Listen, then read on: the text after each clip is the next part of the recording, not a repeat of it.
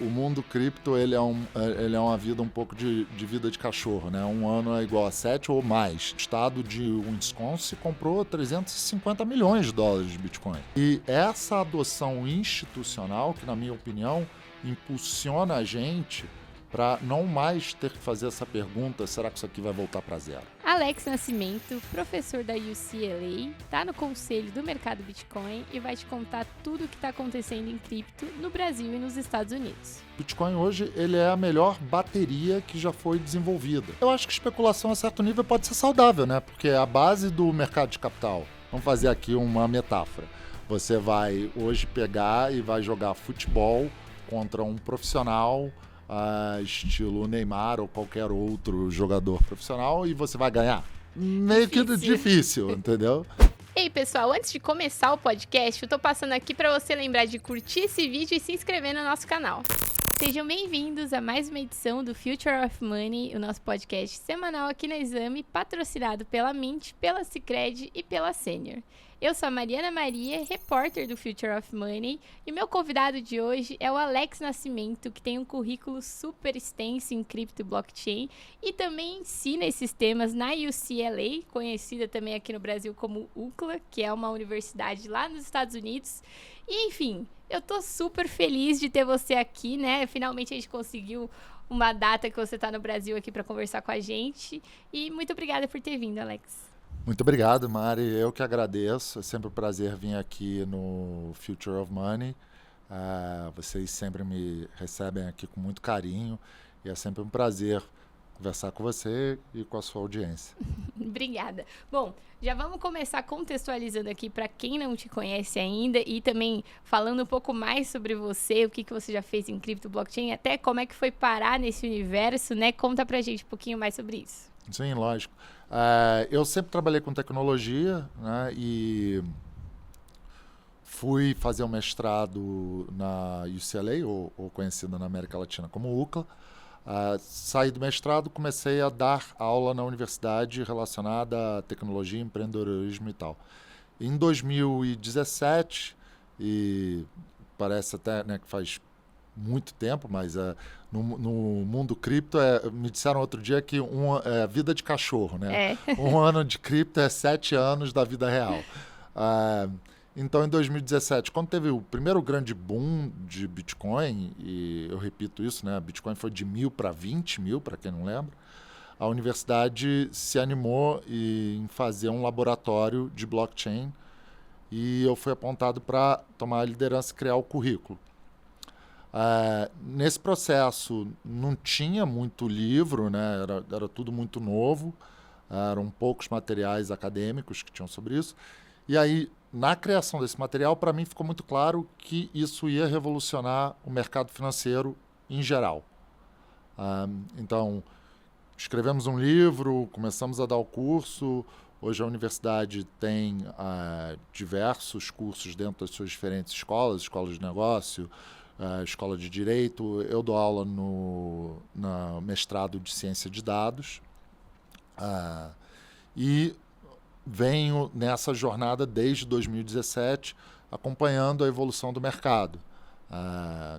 E aí conheci o Portilho aqui, que é um grande apoiador do mercado, quando vocês do BTG lançaram o HitBZ, que eu até agradeço, vocês são um apoiador do nosso livro. Tá o case do HitBZ lá no nosso livro STO Financial Revolution, então sempre um prazer estar aqui com vocês. Legal. E lembrando também que o Alex é colunista lá na Exame, fala sobre blockchain para o Future of Money, então muito feliz em estar com você aqui e saber um pouquinho mais sobre a sua história e tudo mais. Então, assim, para quem está ouvindo, já dá para entender que você é uma pessoa que está super envolvida com isso e principalmente estando numa universidade de ponta nos Estados Unidos, tá por dentro de tudo que está acontecendo no mercado cripto e principalmente, acho que do final do ano passado para cá, Estados Unidos, que já era um grande protagonista nesse setor, agora ficou mais ainda, né? Então, o que você tem para trazer ali de ponto de vista do que está acontecendo, o governo Trump e tudo mais? Deu uma decepcionada ali para alguns, né? Porque na campanha tinha várias promessas, o pessoal se empolgou ali e agora já tem lá umas polêmicas, criptomoeda do Trump não decolou da forma como esperado. Então, me fala um pouco o que você está enxergando sobre isso. É super interessante, assim, porque eu acho que o mercado cripto, ele tem as suas fases, né? E para quem vive o mercado que nem a gente vive, a gente chama de ciclos, né? E esses ciclos, aparentemente, eles vão se repetindo. Então, a gente não é o primeiro inverno cripto, como a gente do mercado chama, que a gente vem vendo. E a última administração do governo americano, né, que era a administração do Biden, era uma administração muito pró-regulamentação, né? Onde se tiveram diferentes exemplos, Choke Point 2.0, onde era uma refaturação do Choke Point 1.0 do Obama, que, para quem não acompanhou, era onde os bancos pararam de servir empresas que eram relacionadas a temas que a administração do Obama era contra, né? Então, o Choke Point 2.0 era, na administração do Biden, os bancos parando de servir as empresas de cripto, né? E aí, por isso, se chamava Choke Point 2.0. Trago isso porque esse foi um grande marco, para quem acompanha o mercado, do inverno cripto antes da nova administração, que é a administração do Trump.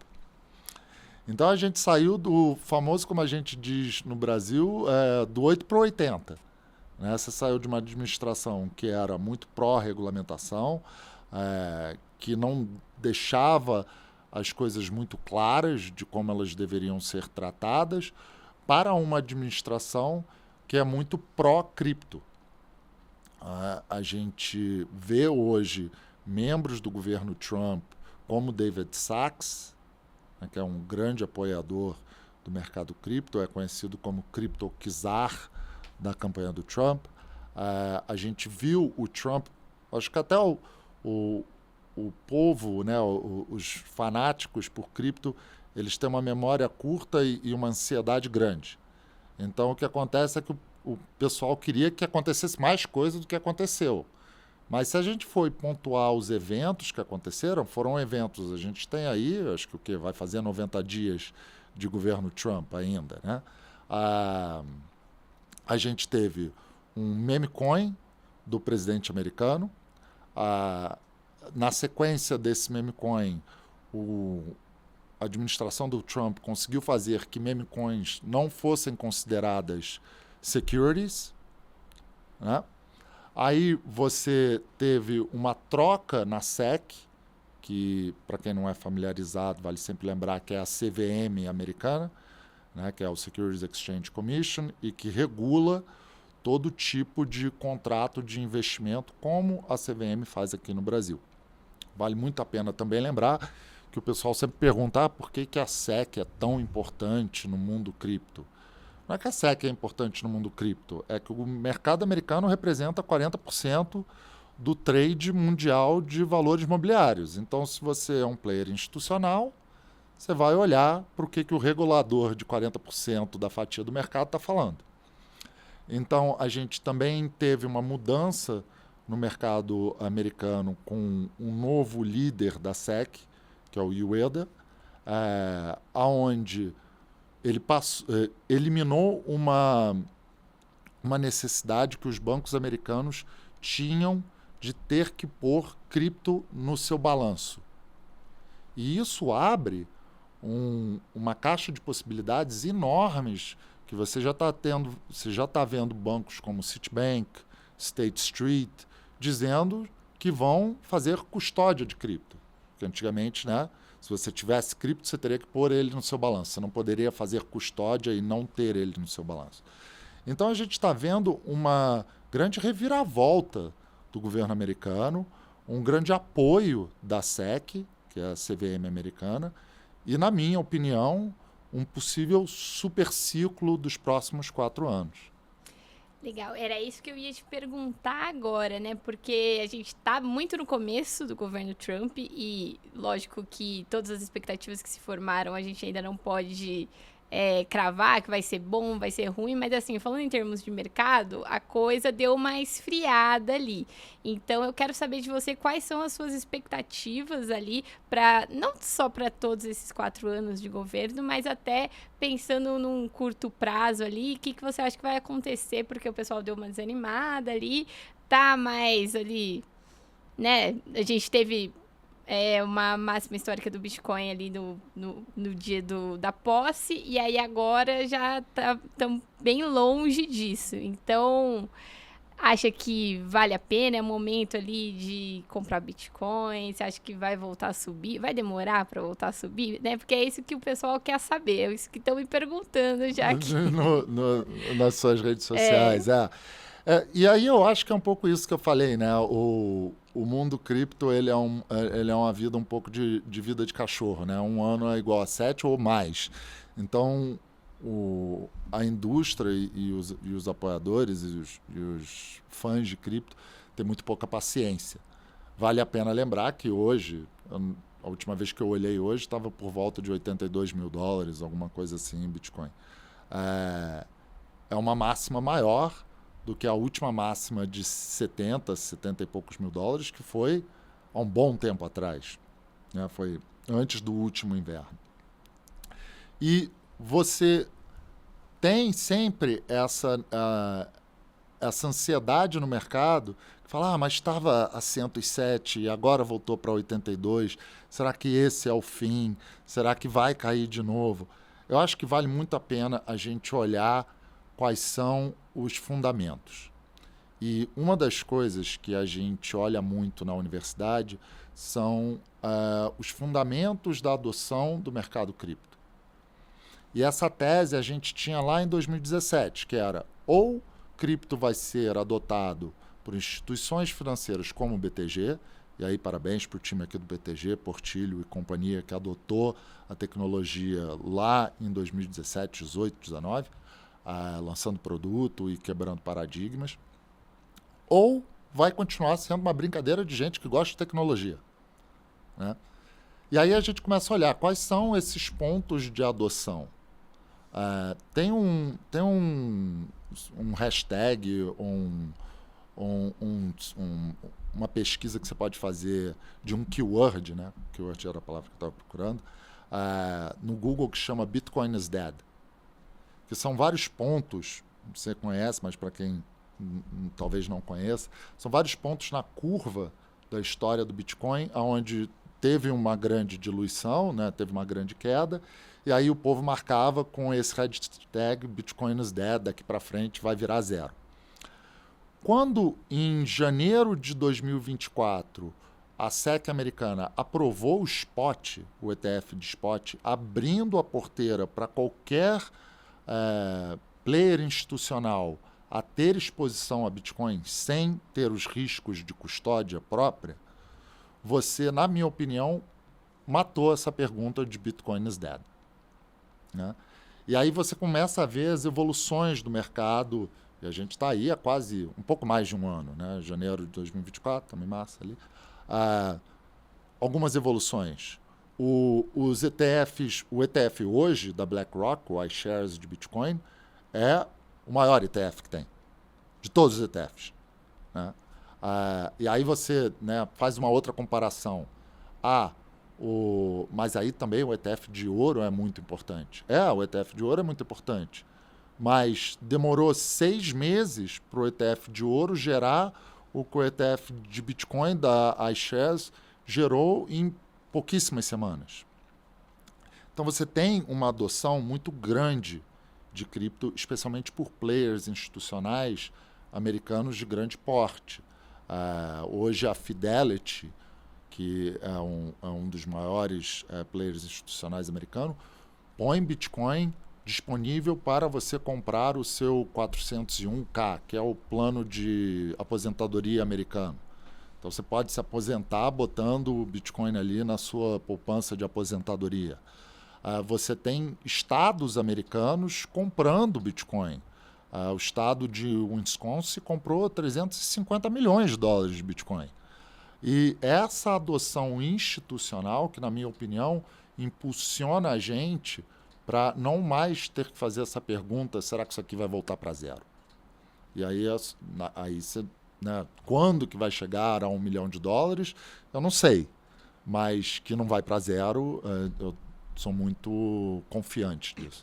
E é importante que você trouxe essa questão da adoção institucional, porque, inclusive, é uma curiosidade minha que eu tenho para você que mora nos Estados Unidos há um bom tempo, está envolvido com universidade lá, já está envolvido com a tecnologia também há um bom tempo. Então, já recebi outros convidados aqui no podcast que também estudaram fora, passaram um tempo nos Estados Unidos, e é impressionante como eles sempre trazem que... Enquanto aqui no Brasil, Bitcoin ainda era uma coisa que as pessoas achavam que era pirâmide, lá nos Estados Unidos já estavam começando a estudar em universidades, já estavam começando a pensar mais na tecnologia. Então, eu quero saber de você, agora que você citou a adoção institucional, se lá em 2017, quando vocês estavam desenvolvendo ali, começando a estudar blockchain na UCLA, você imaginava isso acontecendo, enxergava ali talvez alguma movimentação de players institucionais nesse sentido, ou foi uma coisa mais recente? Como que funcionou ali, né, essa mudança de paradigma de que Bitcoin era uma coisa que não tinha relação alguma com finanças tradicionais e hoje em dia é totalmente oposto? Sim, eu acho que foi uma movimentação internacional, né? E aí eu faço um paradigma aqui, um paralelo. O BTG também começou a olhar para Bitcoin ativo digital na mesma época que a universidade começou a olhar. Sim, 2017. mas era um dos únicos, né? Aqui no Brasil, acho que foi um pouco diferente. Exato. E aí eu acho que é só uma coisa de escala, né?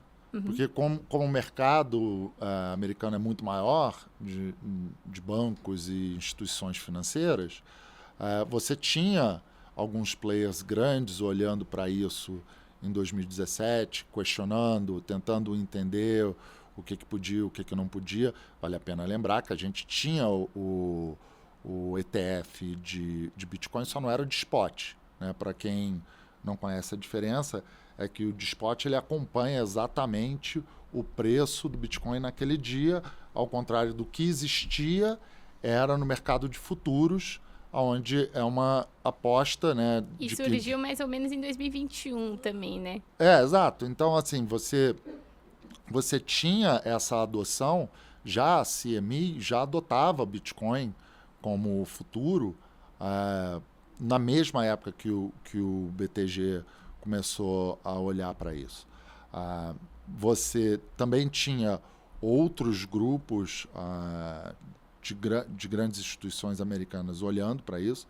Algumas até deram um 180, vale a pena lembrar a história do Bank of America em 2021, se eu não me engano. Lançaram não um white paper, mas um report do banco dizendo que Bitcoin era uma porcaria, né? E aí... JP Morgan também, o CEO, até hoje eu acho que ele não mudou de opinião, né? Mas eles também têm iniciativas em blockchain, não conseguiram fugir. Não fugiram da tecnologia. E aí deu um 180 e fizeram um outro report, criaram um time interno olhando para isso. Então, eu acho que vale muito a pena que tem players no mercado que vêm fazendo essa adoção. Isso é claro por fatos que a gente vem olhando. Até o CEO da BlackRock fala isso publicamente, que ele achava que não era uma coisa séria e que ele mudou de opinião, né? E quem somos nós para não mudar de opinião? Então, eu acho que vem sendo uma evolução no mundo inteiro. E é o famoso, quanto mais gente adota, mais o preço sobe. Legal, acho que você se demonstrou muito otimista com a tecnologia, obviamente, não esperava diferente, né? Mas eu preciso fazer essa pergunta, porque você até citou aqui momentos em que, né, a mídia, principalmente, os investidores mais ansiosos, acharam que o Bitcoin morreu. Ou pelo menos se questionaram isso diante de quedas expressivas, momentos do mercado ali que, né, estava ali numa turbulência. Mas eu quero saber de você, que é um super especialista, já está há anos nisso, se existe, de fato, se você acha que existe a possibilidade do Bitcoin morrer mesmo, não necessariamente por falta de fundamento ou alguma coisa nesse sentido, mas será que pode surgir uma outra moeda que vai ultrapassar o Bitcoin? Será que vai surgir uma outra tecnologia que vai chamar mais atenção? A gente teve inteligência artificial também, que foi aquele boom e tudo mais. Será que o Bitcoin ele pode ser esquecido no futuro? Ou você acredita muito mais daquela tese do ouro digital, que vai ficar escasso a um ponto que não vai ter mais volta, a valorização vai ser inevitável? É muito boa pergunta, porque a verdade é que eu não tenho uma resposta boa, eu posso te dar minha opinião, né? Você tem dois argumentos ali que são grandes. Você tem um argumento que muitas pessoas, especialistas em tecnologia, falam, computação quântica vai quebrar as chaves do Bitcoin, né? E para quem não é especialista do mercado ou estuda a fundo, seria quebrar as senhas das pessoas. Ou seja, eu com um computador quântico conseguiria quebrar a sua senha da sua carteira de Bitcoin e ter acesso aos seus Bitcoins, o que realmente seria um problema grande para o mercado e resultaria numa grande perda de valor devido ao risco. E o contra-argumento disso é que já mais do que uma vez o código do Bitcoin foi reajustado, né? Foi feito um update.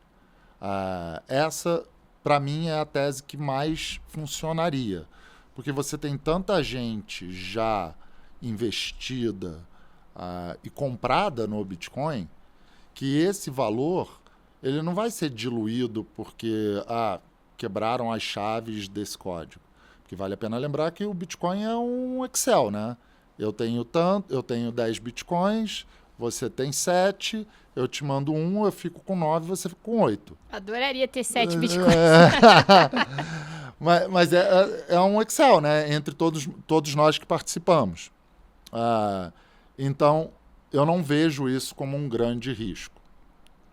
Aí você me fez a pergunta se eu acho que ele tem fundamentos econômicos de valorização a longo prazo. Desde que eu estudo a matéria, você, na minha opinião, teve 3 vidas do Bitcoin, né? Você teve a primeira vida, que era a tentativa dele ser pagamento, uma moeda digital. Ele teve essa vida não pegou tanta atração porque ele tem a sua dificuldade tecnológica, não chega imediatamente igual o Pix, você tem uma volatilidade do preço, então comprou uma Coca-Cola hoje, na hora que o cara recebe já não é mais o mesmo preço. Aí você passou dessa evolução para o que foi reserva de valor, né? As pessoas assumiam que um Bitcoin era igual a um Picasso ou alguma coisa assim. Eu compro porque amanhã alguém vai comprar de mim por mais do que eu paguei, que é o conceito de comprar um Picasso. Se você gosta do Picasso ou não gosta, não é a pergunta. A pergunta é que se você comprar ele hoje, vai ter mais gente adotando que o Picasso é um grande pintor e amanhã o seu quadro vai valer mais. E hoje a gente está numa terceira evolução, que para mim é muito clara, que o Bitcoin hoje ele é a melhor bateria que já foi desenvolvida.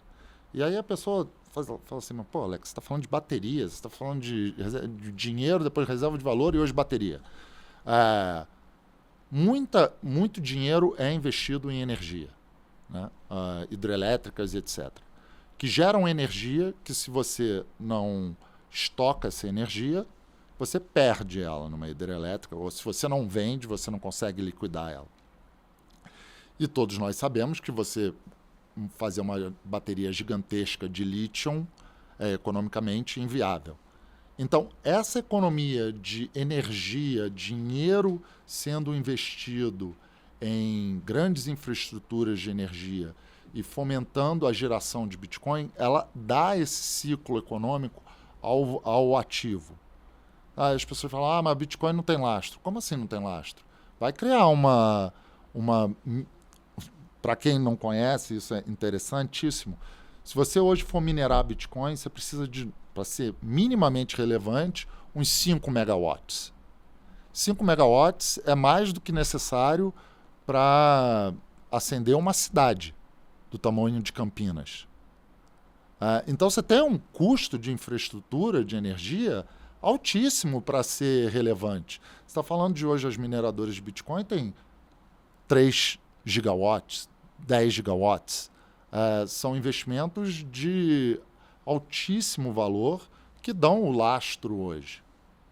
E, inclusive, é interessante você citar essa parte de gasto energético, né? Para quem não sabe, para minerar o Bitcoin, você precisa ali de supercomputadores que gastam muita energia, então por isso que tem essa necessidade de um consumo excessivo de energia, que também é um alvo de muitas críticas, né? Então, qual que é a sua opinião sobre isso? Porque até o Greenpeace quer desligar o Bitcoin, né? Assim, se for depender da vontade deles, protestos e tudo mais, o Bitcoin não existiria por conta desse consumo de energia, que também, às vezes, não está nem tão ligado ao consumo em si, mas à fonte dessa energia, né? Se ela vem de uma fonte renovável ou não. Então, qual que é a sua opinião sobre isso? Essa é uma muito boa pergunta, porque ela é o famoso, assim, lenda urbana, né?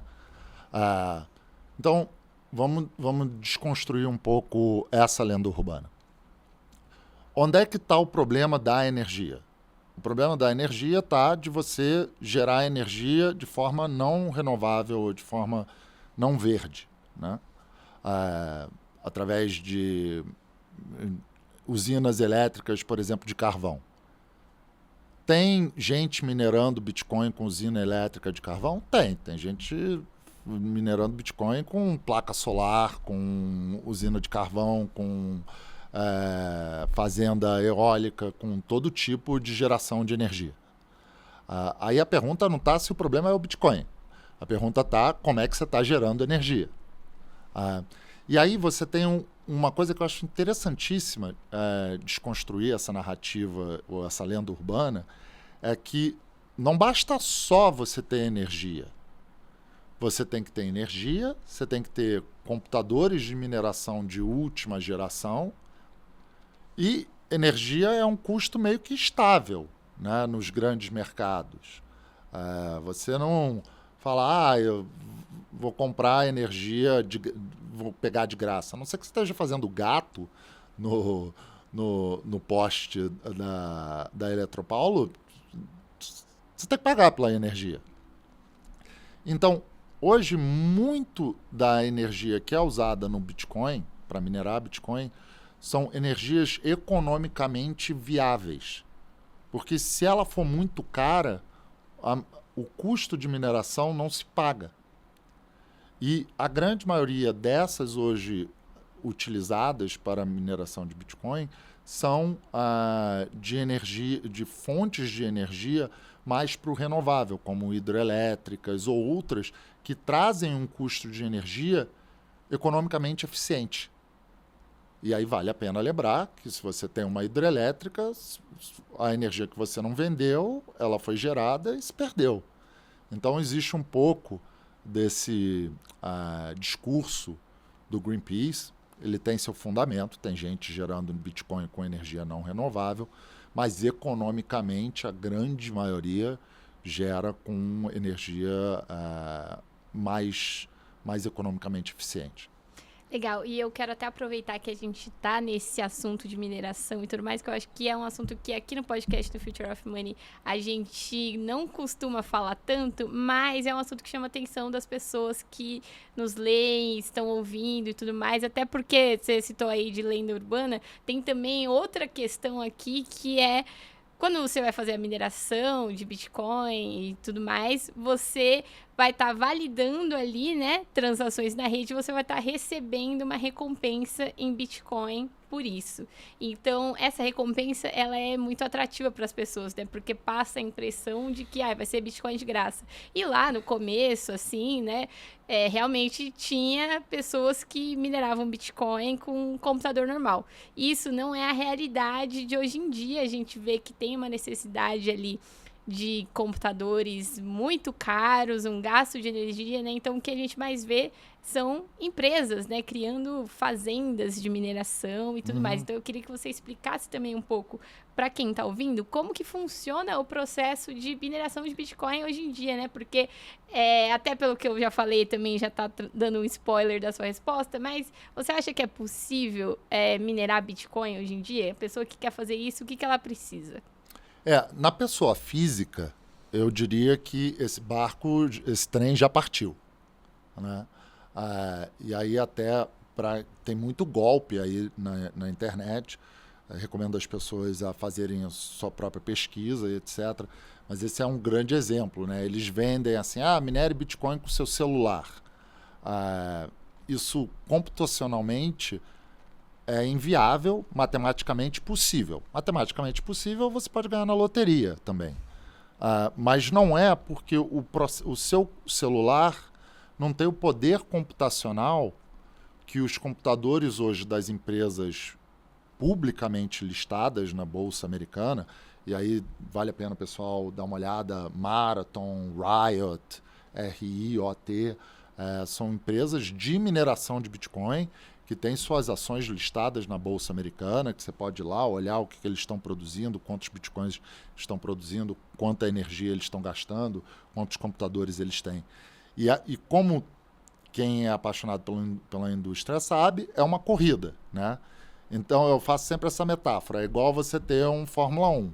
Aí você vai chegar lá com o seu Fusquinha, que é o seu celular, e vai correr com o Fórmula 1, a sua chance de ganhar é mínima. Talvez se o Fórmula 1 quebrar no meio do caminho, num dia, numa lua de 31 de fevereiro, talvez, mas quase impossível.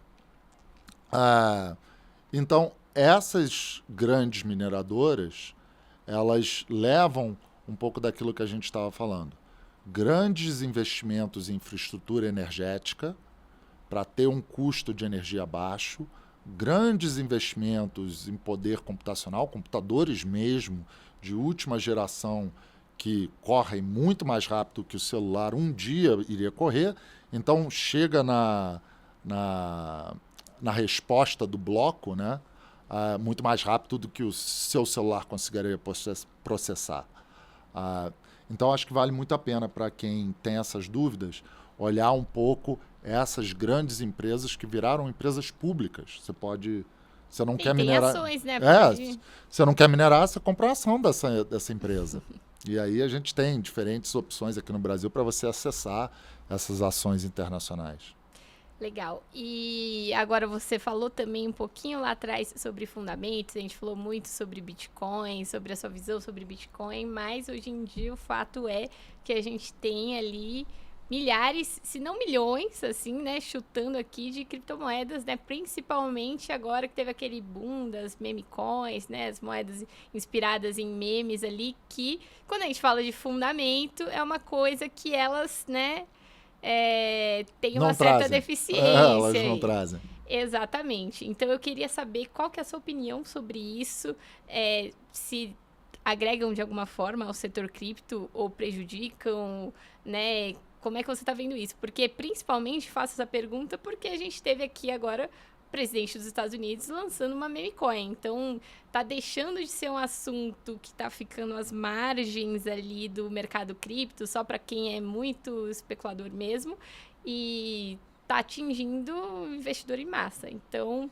qual que é a sua opinião sobre isso? Essa é uma pergunta que eu acho que ela tem várias camadas, né? A primeira, uma das coisas que você me perguntou, ela prejudica ou beneficia o mercado cripto? E aí ela tem duas respostas. Ela prejudica porque é muita especulação e mercado de capitais, alguém tem que perder para alguém ganhar, né? Você não tem empate.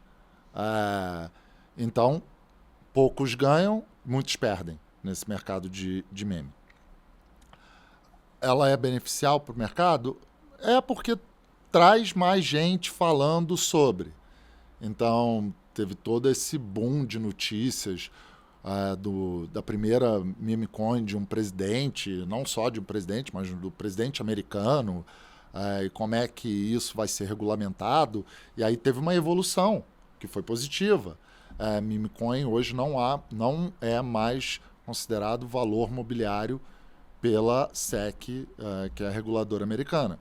O que abre uma possibilidade para você fazer um monte de coisas legais, como fan tokens, o meme do cantor, seu cantor preferido, que você vai comprar e aí vai te dar direito a tomar um café com aquele cantor, ou ter acesso a um show, um pocket show, alguma outra coisa, modelos econômicos que se destravam porque você hoje não considera mais um meme coin como um possível valor mobiliário. Então você tem dois lados dessa mesma moeda, super interessante esse lado. Vale a pena para todo mundo que ouve a gente sempre ficar na cabeça que meme coin não tem fundamento, né? É aquela aposta especulativa. Você tem outras moedas no mercado que têm fundamentos econômicos, como o Ethereum, como o Bitcoin, que a gente estava falando, que tem muito dinheiro investido em infraestrutura para gerar um Bitcoin. Então, esse dinheiro ele é circulado pela economia e ele impulsiona o preço do Bitcoin, mas vale sempre lembrar que meme coin é puramente especulativo, você não tem uma economia por trás, você não tem como validar aquilo. Então, pessoal que gosta de meme coin ou que está procurando entender mais, vale muito a pena estudar bastante antes de botar seu dinheiro em qualquer meme coin. E você acha que a especulação ela é ruim para o mercado cripto? Porque não só para meme coins, mas eu percebo que a especulação ainda é aquilo que chama mais atenção de muitos investidores, principalmente os brasileiros, que criou aquele estigma de que vou comprar Bitcoin e vou ficar rico, né? Então, acho que isso também tem muito a ver com especulação. Você acha que isso é prejudicial para o mercado no sentido de que cria ali uma narrativa de que ignora também, né, esses fundamentos que tem por trás? Ou você acha que especulação a certo nível também pode ser saudável? Eu acho que especulação a certo nível pode ser saudável, né? Porque a base do mercado de capital. Você compra uma coisa hoje que você está especulando que amanhã vai valer mais.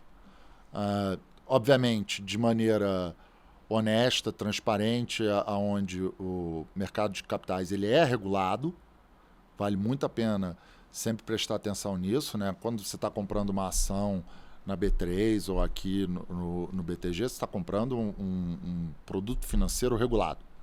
Quando você está comprando uma meme coin, você não está comprando um produto financeiro regulado.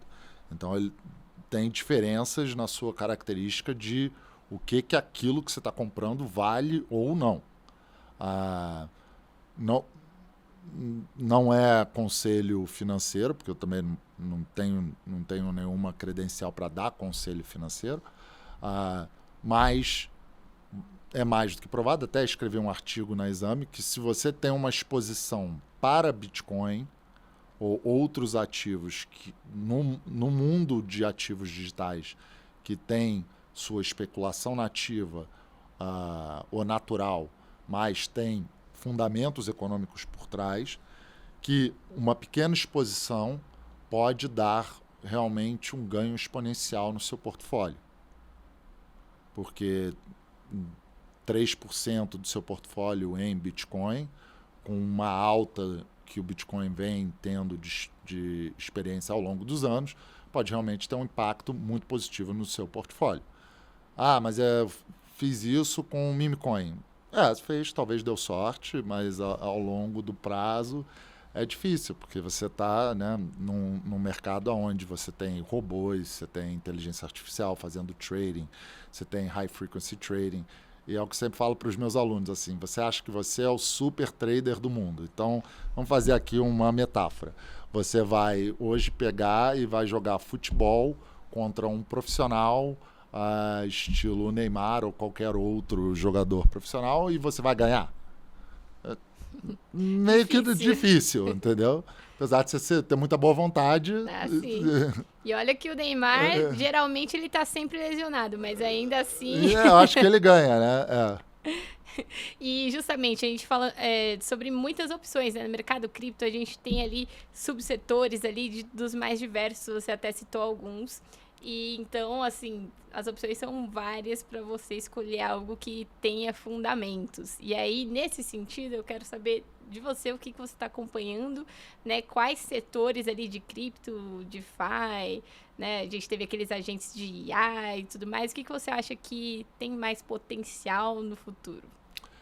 Eu sou um grande fã de agentes de AI, né? E é hoje o que a minha pesquisa, tanto na universidade, mas com meus próprios fundos, ela é mais focada em. E por quê?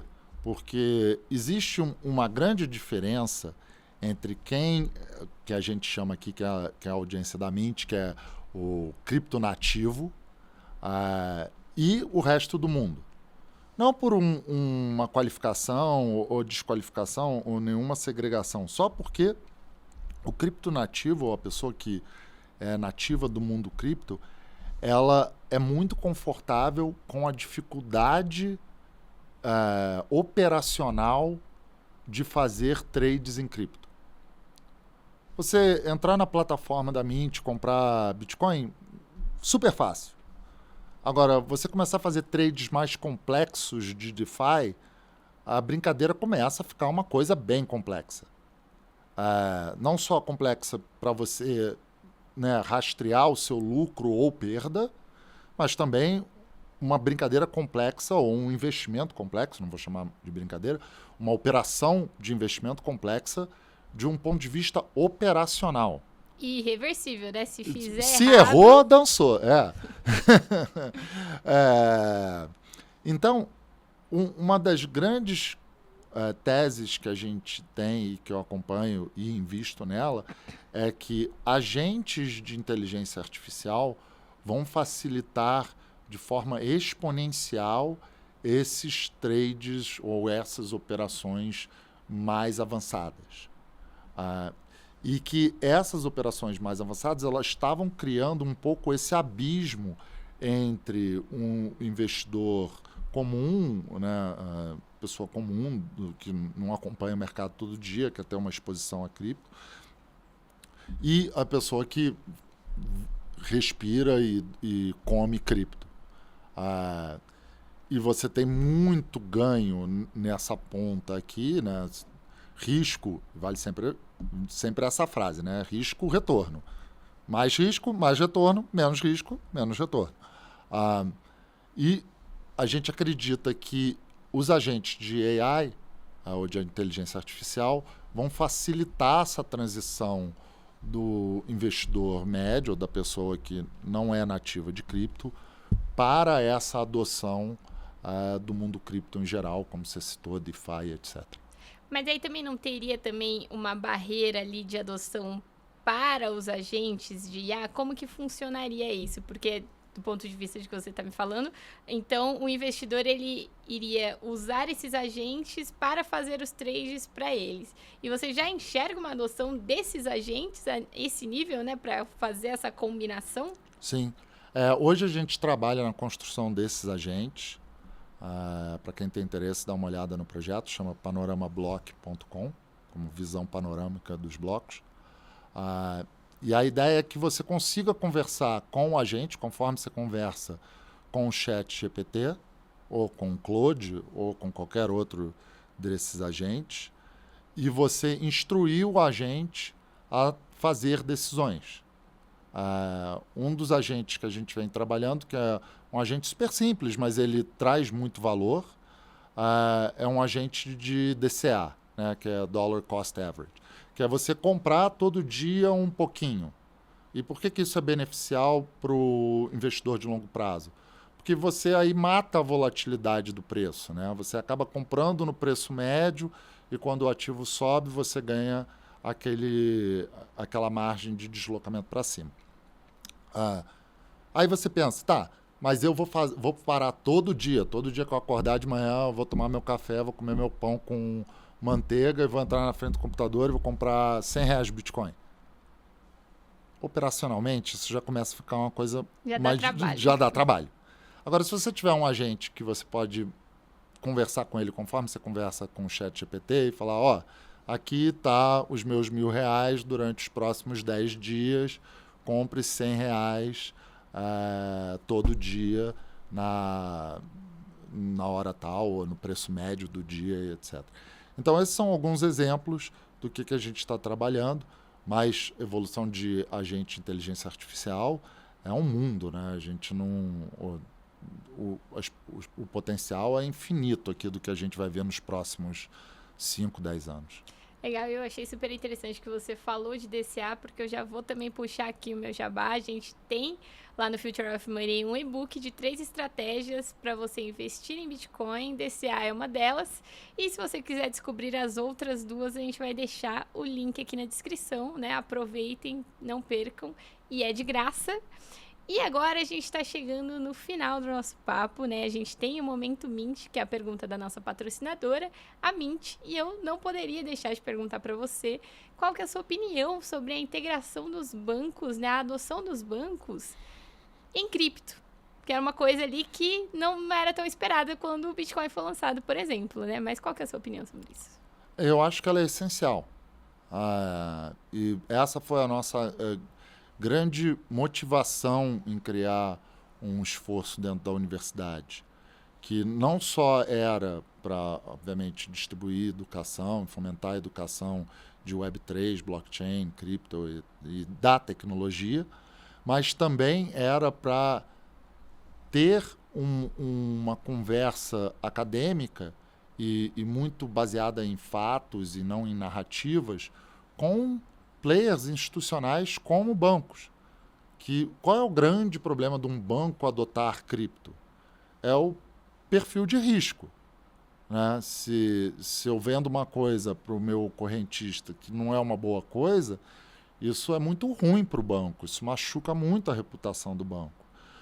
Então você tem que não só educar novos executivos, mas você tem que também educar executivos que já estão aí há muito tempo, os famosos dinossauros do mercado financeiro, a entender os riscos, entender como o mercado cripto funciona. E isso vem sendo uma coisa que a gente acreditava lá em 2017, que hoje é uma realidade. Você, aqui no Brasil, você tem Itaú, você tem BTG, você tem Nubank, você tem uma série de outros bancos tradicionais, né, ou empresas financeiras que já adotam cripto, e até empresas que têm um cunho financeiro, mas não são bancos como Mercado Livre ou na América Latina Mercado Pago, que também vem adotando. Então, eu acho que também isso é um fato. Hoje, bancos mundo afora são confortáveis em operar e distribuir cripto. Legal, Alex. Bom, muito obrigada por ter vindo. Não sei se teve alguma coisa que eu esqueci de perguntar que você também queria trazer. Não, eu queria só agradecer. É sempre um prazer, assim, sempre que necessitado, só me chamar. Adoro aqui a casa, adoro bater um papo com vocês. Vocês fazem um trabalho super fascinante. Para quem quiser ter uma conversa online comigo, só me procurar, é @7, número 7, Alex Nascimento, ou olhar no LinkedIn, Alex Nascimento UCLA.